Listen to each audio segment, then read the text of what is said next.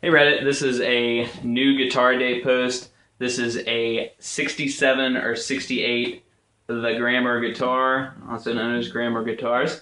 And the reason we know that is, or I know that, is some internet sleuthing, and also thanks to Butch, who runs a page that's just dedicated to Gammer Guitars. And this has the blue label, RG&G label. It is serial number 1871. Only about 1,000 of these were made under the RG&G name.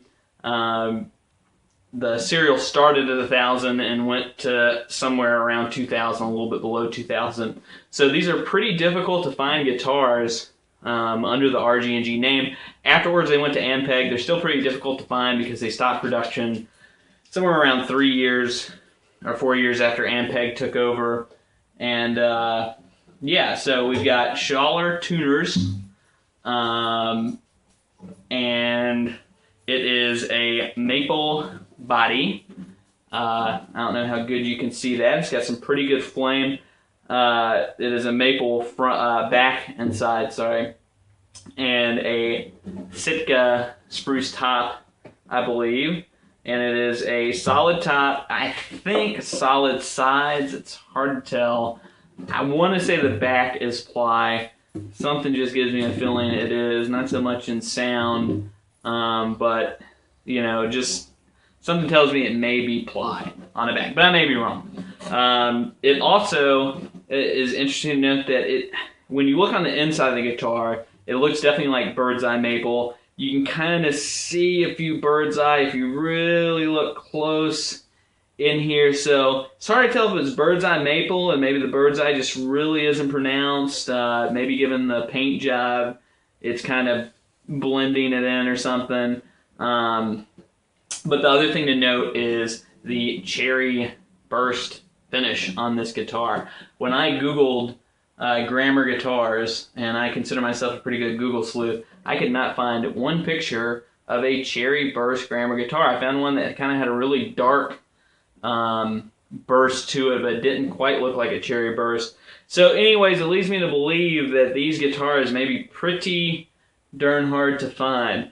It has the typical issues with older guitars that you may find. We've got some belling along here where the saddle is, which is lifting it up. It's causing some action problems down along the neck. You've got some issues where there's the glue's kind of coming out a little bit, and you've got these, not binding, but just parts that are kind of coming off. The neck is great. The back is wonderful. The front has some usual flat picking scrapes and everything else you get when you may be gigging with a guitar. It looks like there's one little crack here along the body. Not too bad, but it's still there. But yeah, let's see how it sounds, and sorry for my playing. This guitar probably deserves somebody who can play a lot better, but due to the maple sound, you get a really good kind of mellow tone.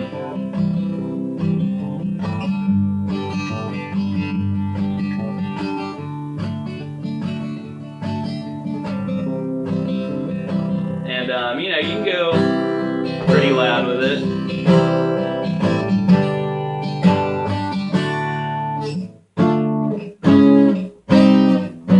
The only guitar I really have to compare it to is a Guild D50, which is really a tank and just super, super loud. But other than that, it has a really good sound. I gotta put some new strings on it, so that could be playing a little bit of havoc with the kind of lack of tone on it.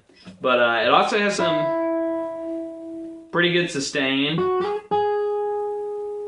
So all in all, a pretty good guitar. I believe the neck, the fretboard, is Brazilian rosewood. Could be wrong. It's hard to tell if it's just rosewood or Brazilian. But yeah, good stuff on this guitar. Hopefully you learned something and enjoyed this video. And I know I'm going to be enjoying this guitar. I just got to take it to my luthier to get some of these little issues fixed. So thanks for watching, and keep on playing.